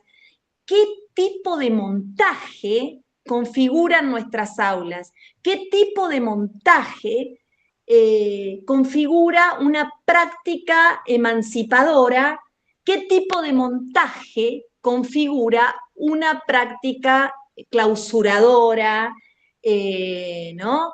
¿Qué tipo de imagen? El montaje es siempre en relación a una imagen, ¿no? A una imagen que está en movimiento, a una imagen que de alguna manera implica detenernos para que pueda ser pensada, ¿no? Tiene relación con la mirada también, ¿no? Siempre. De quien recorta esa imagen, recorta esa porción de la escena y nos toma una parte, porque podría haber sido tomada de otro ángulo. No, es muy interesante y está bueno poder después ir avanzando en otro momento en esta reflexión. Muchas gracias. Silvia, vos creo que tenías la... Sí, estoy desmuteada. No, yo la entiendo a Gabriela cuando dice con esta cuestión tan enfática y tan acentuando con tanto énfasis y tanta fuerza respecto a la Vigil, porque a mí fue un caso que me impresionó mucho. Yo la primera noción que tuve de la Vigil fue álbumes de discos. Mi marido coleccionaba discos de vinilo. Álbumes de discos de vinilo de distintos géneros, ¿no? Folclore, tango. ¿Quién lo editaba? Decía Biblioteca Constancio C. Vigil. Y nos preguntamos con Alberto, ¿qué es esto? ¿Una biblioteca editando discos de vinilo? O sea, a partir de ahí, bueno, después cuando me hice bibliotecaria y bueno, hicimos un viaje a Rosario una vez y estuvimos con Raúl Frutos y con su hermana, están los dos lamentablemente fallecidos, y lo que yo destaco es cierto que hubo mucha gente, porque él siempre lo decía, ¿no? Haciendo este trabajo de resistencia y resiliencia, pero yo destaco esta perseverancia que Raúl tuvo pese a estar enfermo, imposibilitado de moverse, de seguir con la causa y seguir trabajando para que se recuperara esa biblioteca. Que había sido, bueno, nos comentó que no fue casual y casi como en un acto de, no sé si de perversión del Estado terrorista, pero ahí alojaron el Ministerio de Educación. En este centro que había sido, como vos decías, que tenía desde jardín de infante hasta nivel medio y una universidad popular, un observatorio astronómico. No, es algo que realmente es maravilloso, pero lo que yo quiero destacar, que Raúl recuperaba la idea de que todo esto surgió de un grupo de vecinos que empezó a organizar rifas solidarias para juntar fondos para hacer esta biblioteca, una biblioteca popular que llegó a ser lo que llegó a ser, un centro educativo, un centro cultural, un centro editor, de la dimensión que tuvo, pero que fue un trabajo de base basado en la cooperación y en la solidaridad, que eso también me parece que es muy profundo para destacar. Así que sí, a mí también me emociona mucho, yo te escuchaba y te sentía esta cosa de énfasis con justa razón. No sé, yo no quiero ser injusta, pero creo que no se ha vuelto a repetir en la historia de las bibliotecas en el país una experiencia de esa dimensión. Quizás hay otras, camino a, ¿no? Con otras características y tan valiosas y tan necesarias, pero en la dimensión completa que tuvo esta biblioteca y con esa historia es como algo difícil de replicar aparte por los contextos. Así que bueno, sí, también a mí me emociona escucharte. Sorteaban autos, ¿no? Sorteaban automóviles. Sorteaban autos. Nosotros teníamos acá para los cordobeses, bueno, yo soy más vieja que muchos, ¿no? Pero había una rifa que organizaba el padre Aguilera, no sé si se acuerdan los cordobeses, que también sorteaban autos y sorteaban casas, y creo que no sé si nos sorteaban departamentos, que eran, sí. También él bancaba una especie como de orfanato, digamos, ¿no? De hogar para niños sin familia. Bueno, y una rifa que fue muy famosa durante muchos años, que sostuvo ese proyecto, que era también un proyecto educativo, si se quiere. Sí, era eso, con esas rifas y con el trabajo de los vecinos, se hizo esa construcción colectiva y horizontal que creció de esa manera tan impresionante y que por eso la dictadura puso el foco justamente ahí. Me contaba que había habido unos terrenos donde iban a hacer, que tenía la Vigil, que era propiedad de la Vigil, donde iban a hacer un gran club social y deportivo. Y Sí. que, bueno, que la dictadura no sé si se los apropió, obvio, y terminaron siendo propiedad de Frigorífico Paladini, que tenían los dueños algunos contactos amistosos con algunas personas de la dictadura. No sé si eso se pudo recuperar, pero bueno, así que de destacar estos proyectos, yo insisto en esto, proyectos colectivos, proyectos solidarios, en un contexto de país que después lamentablemente hubo una generación diezmada, pero que era lo que decía Gaby, ¿no? ¿Qué modelo societario estábamos poniendo en disputa?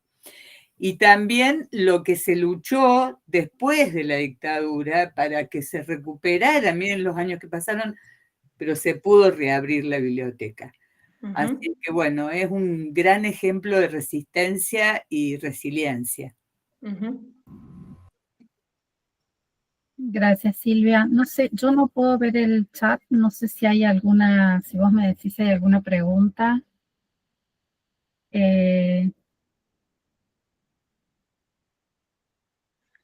No veo yo desde acá. Sí, no, en el chat yo comentaba que hay un pequeño, ciertamente es muy distante en dimensiones de la Constancio Vigil, pero la Biblioteca Popular de Bernal, la Biblioteca Moreno de Bernal, esa biblioteca de alguna manera pretendía tener esas características, sin la parte educativa, pero sí como de animación cultural en la zona de Bernal, partido de Quilmes, provincia de Buenos Aires, y tener centro cultural además de biblioteca, ¿no? En una época que no era tan corriente eso, que era como una novedad que fueran así las bibliotecas, aparte de la experiencia de la Vigil. Yo creo que alguna impronta ha dejado, no solamente para el barrio, sino para eh, cierto impulso de que es posible ser así, aunque la dictadura lo quiso apagar y tuvo 20 años, sí es posible un proyecto de este tipo, ¿no? Aunque me gustaría preguntarte y dejarle así a ver si los alumnos también que piensan de esto, vos en relación a justamente la existencia de un proyecto así, y cómo ves en el momento presente que es muy distinto, estamos hablando, como señalaba Invernici, la clase pasada, de otra sociedad, o sea, no es la misma economía, no es la misma matriz económica, ni la misma matriz sociocultural que había en aquella época, en los años 70, que hoy, en pleno, entrando al siglo XXI, ya entrando el siglo XXI. ¿Cómo ves que se presenta la biblioclastia hoy o estas situaciones y cómo lo ves hoy? ¿Y cuál es, por ejemplo, y qué pensás del impacto que promueve la cancelación de los ataques a las personas e ideas en los textos virtuales y físicos que hay ahora, a través de discursos, por el predominio de discursos de odio y demás que está habiendo actualmente? ¿Cómo ves? ¿Lo ves realmente que es una situación importante? ¿Si está sobredimensionada? ¿Cuál sería tu opinión? Gracias. Bueno, es una pregunta muy difícil, Tati, para mí contestarla, pero me atrevo a decir esto. Cuanto más desigualdad exista entre clases, por decirlo de una manera, hasta la palabra clases también pero bueno, cuanto más desigualdad se visibilice entre nosotros, y menor accesibilidad a determinados bienes culturales que perciben algunos. Es muy compleja la pregunta, es muy, muy compleja, pero podría decir que sí, que existe desde ya, ¿no? Todo lo que estamos viviendo a nivel global es algo completamente devastador, ¿no? Devastador, las imágenes, digo, de lo que está pasando sobre Gaza, no podemos no decirlo, ¿no? ¿Qué tipo de sociedad estamos construyendo? Y en ese sentido, la práctica biblioclástica se manifiesta de una manera devastadora, devastadora, y enfáticamente lo digo. Y en la desigualdad que estamos atravesando, por lo menos en estos suelos de la zona sur, ¿no? Lo que es América Latina, cada vez más estragos del capitalismo en base a justamente, ¿no? Las poblaciones más pobres terminan siendo las que menor accesibilidad van a tener para las cuestiones elementales. Entonces, en ese sentido, digo, bueno, después desde otro gran angular, por ejemplo, podemos decir, bueno, se censuran libros como se hacía en la década del 70, que sistemáticamente había un plan censor con mesa de evaluadores. Bueno, ¿se hace de ese modo la censura? No, de ese modo no se hace, pero se hacen otras cosas que las vamos viendo a diario, ¿no es cierto? A diario estamos viendo cómo se cancelan medios de comunicación o espacios de la cultura. ¿En qué lugar ponemos estas cosas, no?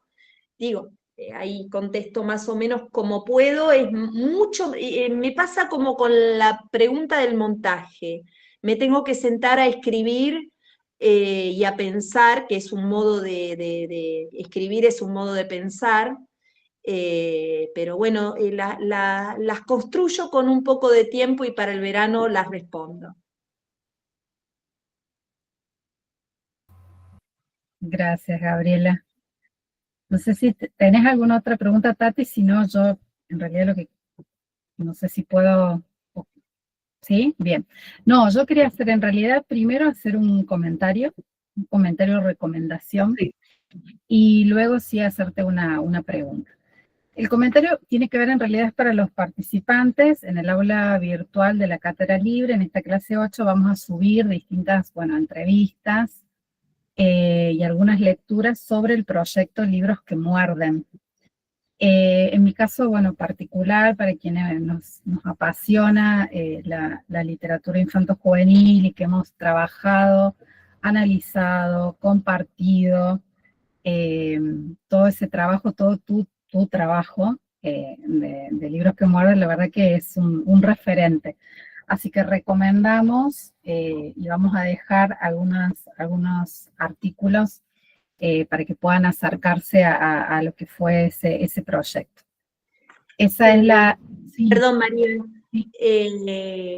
Qué lindo escucharte, gracias. Y María, quiero decirte que si me dan un margen de 2 días, Sí. les escaneo esto, que es el cuaderno 2 de citas y visitas, que no tiene desperdicio, porque acá hay un material casi inédito para usted, para todos, y es una conversación que tenemos con Graciela Figueira y Amanda Toubes, y hay unos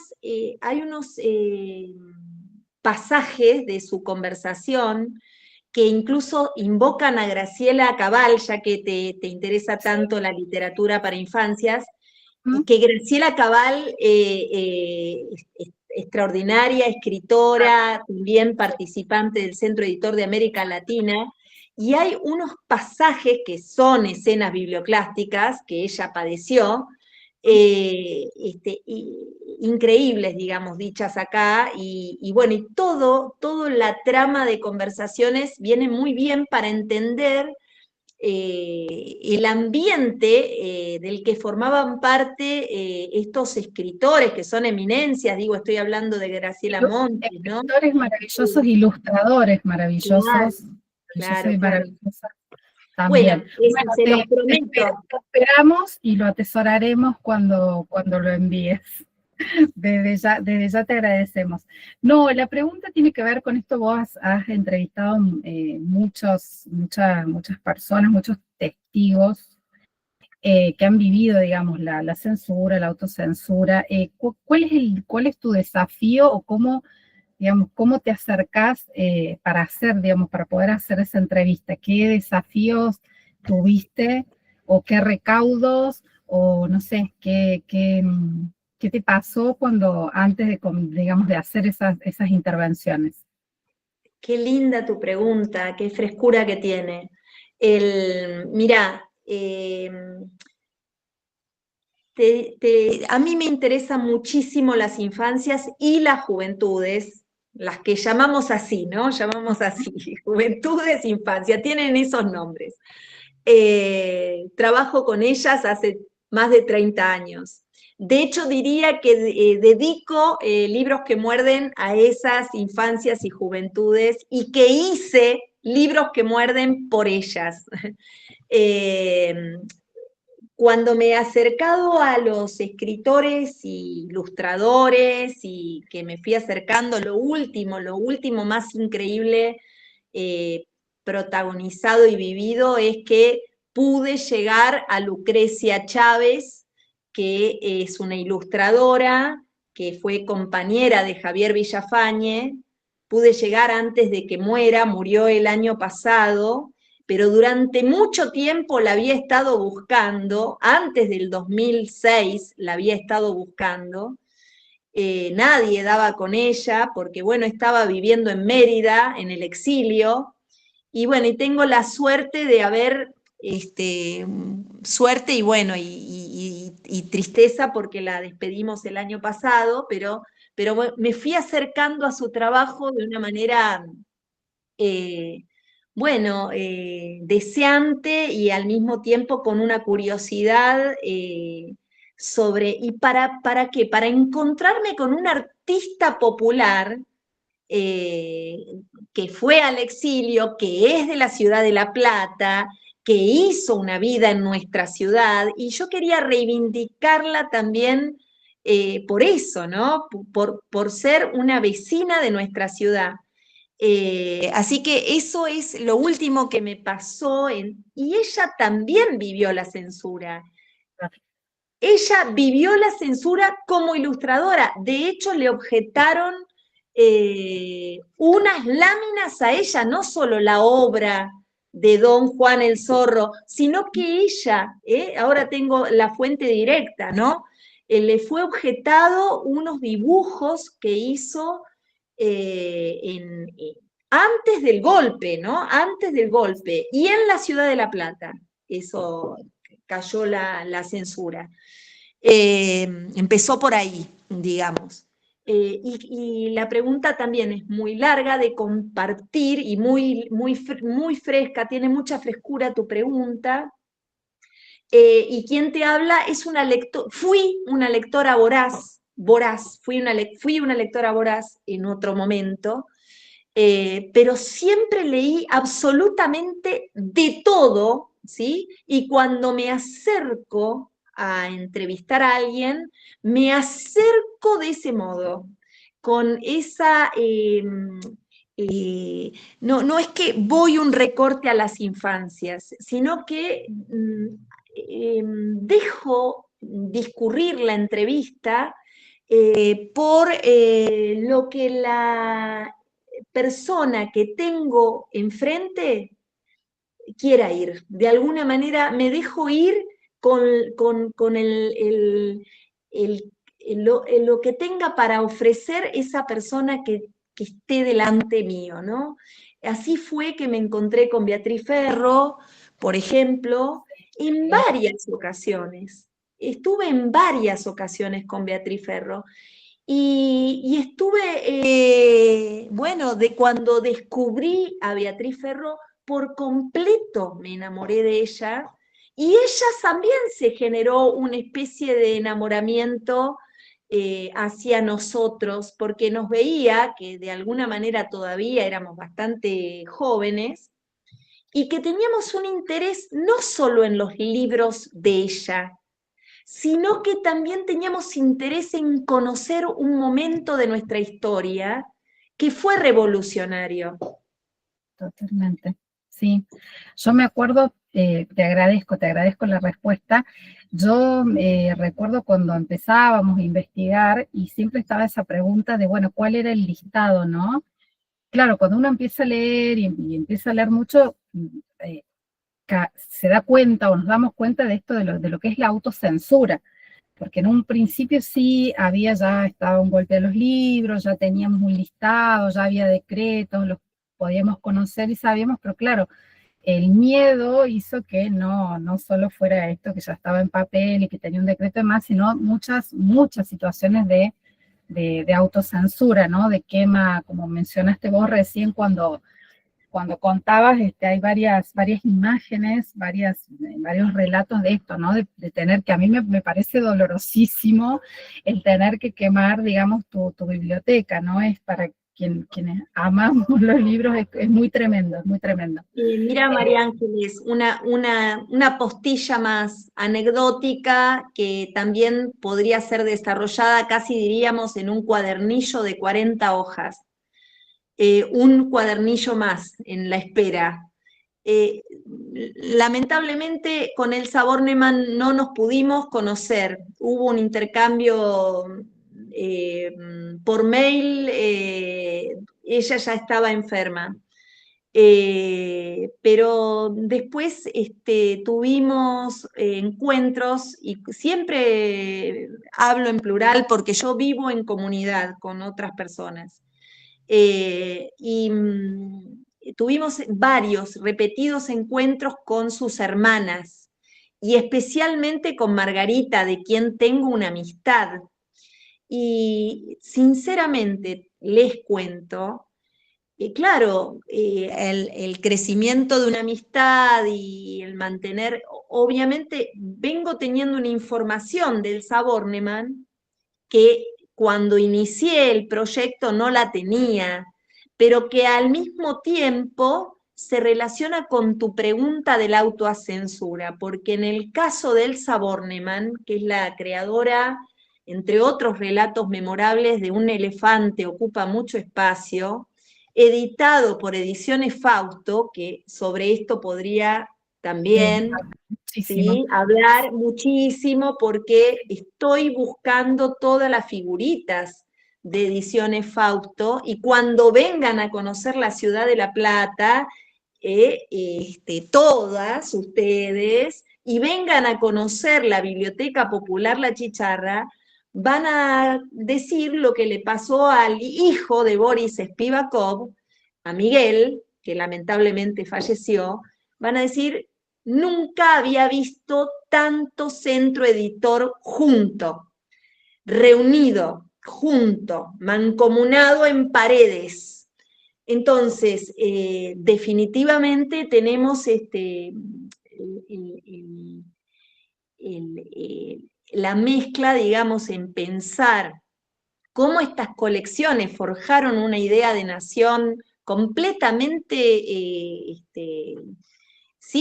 emancipadora también, ¿no? Y al mismo tiempo pensar todo lo que se encarnó y se protagonizó al vivir la censura de diferentes maneras.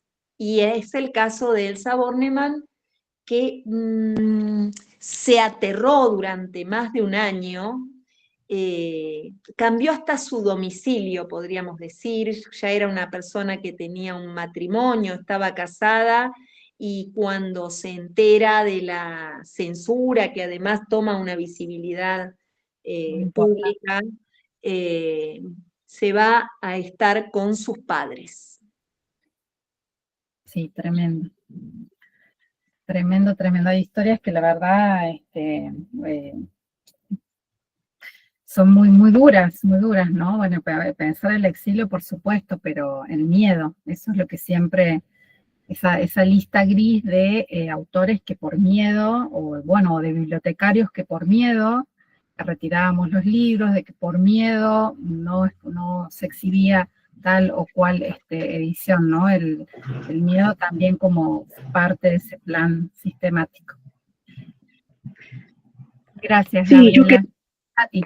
La pregunta, esto último que estuvo compartiendo Gabriela, también nos da cuenta del impacto en la subjetividad que genera la biblioclastia, las distintas formas de censura, que son realmente violentas, ¿no? O sea, quizás se piensa que porque es un libro o porque esto no es violento, pero en ese sentido a los alumnos les recomiendo del libro Biblioclastia, que está en la bibliografía, leer si no pudieron ver la obra de teatro, porque ahí se grafica mucho eso.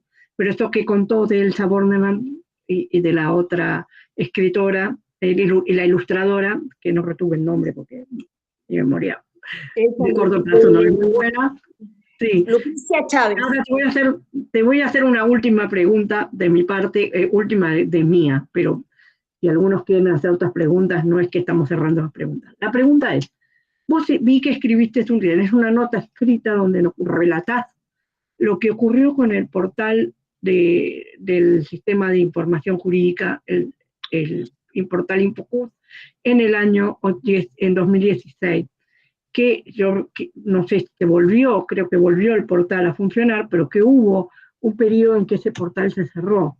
Y vos hiciste una nota que se llamaba algo así como leer en medio o leer todo alrededor, una cosa así. También de nuevo mi memoria, en ese artículo vos haces una reflexión y hoy, a casi 10 años de este momento, ¿qué reflexión podrías hacer sobre la biblioclastia y los medios digitales a la luz de esa experiencia o esa situación sobre la que hiciste una reflexión en aquel momento? Y me acordaba cuando María me mandó ayer por ahí las preguntitas que podía llegar a hacerme, que no tuve demasiada ocasión de concentrarme en ellas, pero bueno, estamos haciéndolo también acá en este momento.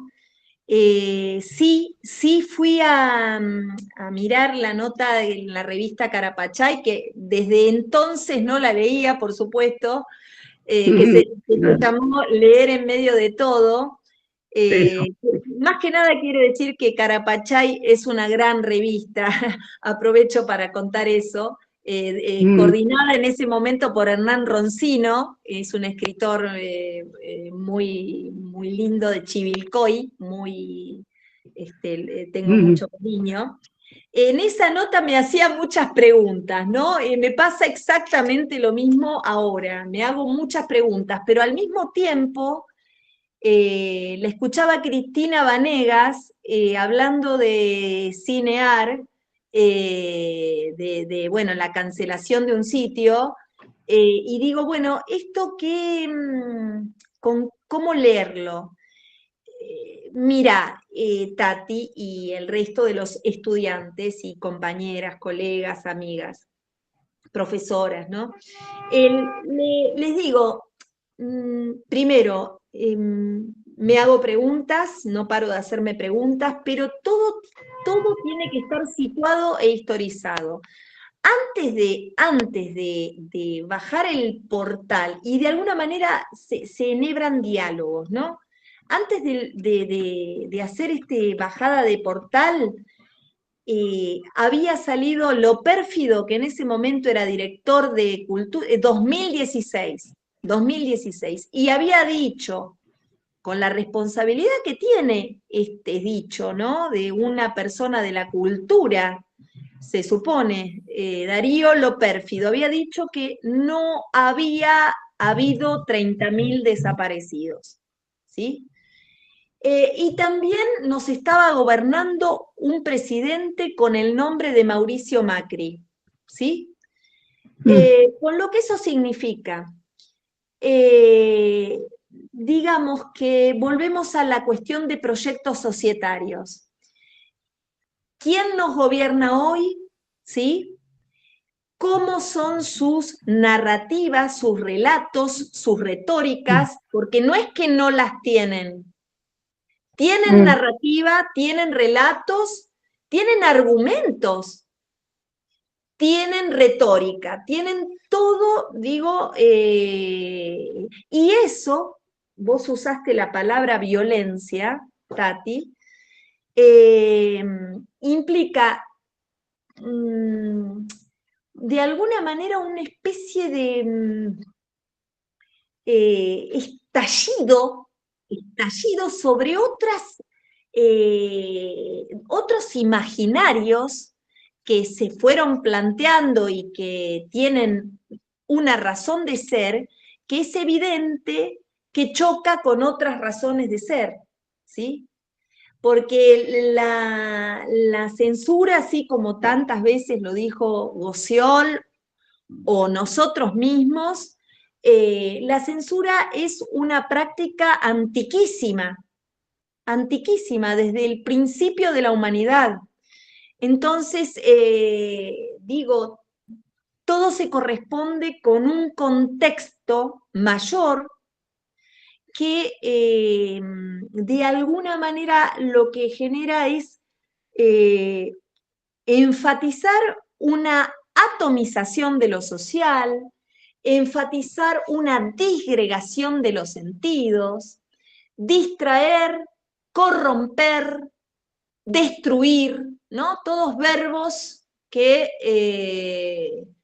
de alguna forma se conectan, y es una destrucción sistemática de aspectos que fueron planteados por otros modelos, de otros proyectos, entonces van a ser ninguneados o relegados o destruidos. Hilda, vos habías levantado la mano, creo. No sé si había alguna pregunta. Si querés habilitar el micrófono. Sí, ¿qué tal? Buenas tardes. Claro. Gabriela, excelente, excelente. ¿Qué más concepto, pero preciso? Porque tocaste un puntito donde tenés razón cuando tuvimos que, el gobierno que nombraste tuvo que pedirle perdón a España. Ahí hay algo también de censura, de un genocidio, lo tomo yo, a lo mejor me equivoco, en palabras que no son palabras de decir a España pedirles perdón. Ellos hicieron un genocidio con nuestro país, con toda Latinoamérica. Robaron, y pienso que es así como vos decís. ¿Qué te parece que es lo que la censura de ahora en día, a lo que están haciendo con las universidades? Yo trabajo en la Facultad de Filosofía y Letras en Mendoza.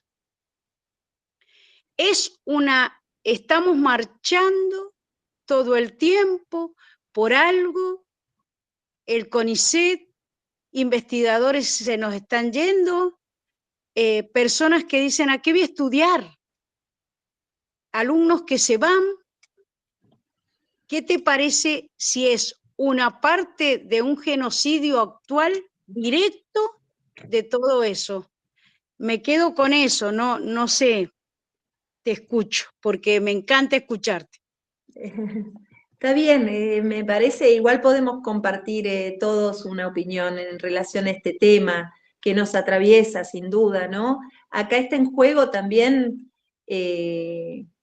la financiarización de nuestra vida, ¿no? Y el ajuste económico tiene que impacta, sin duda, en cualquier imaginario de universidad pública que tengamos, porque el recorte va a empezar por esos lugares también. Podría haber empezado por otros, pero acá también vemos que no es solo una mirada económica que está en juego, sino que es una mirada política, social, es una mirada bien compleja, ¿no? Entonces, digo, el impacto lo van a pagar, sin duda, lo público lo está pagando en carne propia, ¿no? Porque no solo por los sueldos que han quedado reducidos a, no sé, algo tan pequeño, tan lamentable, ¿no? La pelea salarial que los trabajadores y trabajadoras de la década del 60 y 70 se daban, era fundamental, ¿no? Era fundamental poder debatir sobre el salario. Ahora también lo estamos haciendo, pero en base a algo que también pareciera configurar como, no sé, como un ideario totalmente contrapuesto al... Nosotros no creemos en el capital humano, ni mucho menos, ¿no? Creemos que la formación debe ser completamente más densa, más rigurosa, más profusa, y esta gente no le interesa que el pueblo se forme. No. Muchas gracias, Gabriela. Hermoso escucharte, hermoso. Gracias. Me siento pequeñita, sí, de todos los conocimientos que me has dado hoy. Gracias.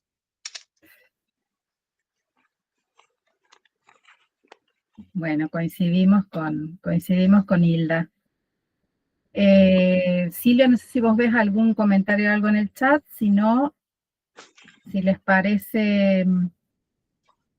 No, estás muteada, no te escucho. No hay ningún comentario, solo está tu asistencia, el vínculo de asistencia. Bueno, igualmente, unos avisitos antes de despedirla a Gabriela.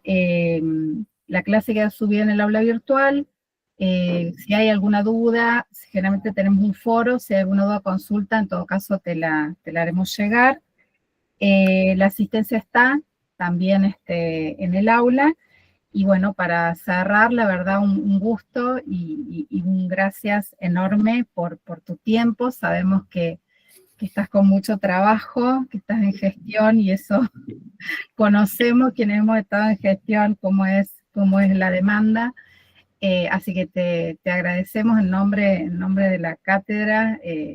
Realmente te agradezco un montón. Y bueno, esperamos, acá te mandan cariños desde Chaco. Hermoso, gracias. Yo quedo a disposición de cualquier conversación, de lo que... lo más lindo para mí sería que vengan a conocer los sitios en los que trabajo actualmente, porque realmente sentirían como que hay algo que está en movimiento y que además es colectivo. Es algo que tenemos pendiente, te tomo la invitación. Sí, yo también, sí, lo haremos. Bueno, muchísimas gracias, Gabriela. Te despedimos con nuestro agradecimiento, y bueno, nos vemos al resto de los participantes. Ahí hay comentarios, bueno, de que fue muy enriquecedor el encuentro. Saludos para vos, Gabriela. Gracias, querida. Y nos vemos entonces la próxima clase el jueves que viene. Bueno. Sí es. Bien, hasta luego. Gracias a todos. Y a Gaby especialmente. Silvia, por favor, un abrazo enorme, ¿eh? Gracias. Chao,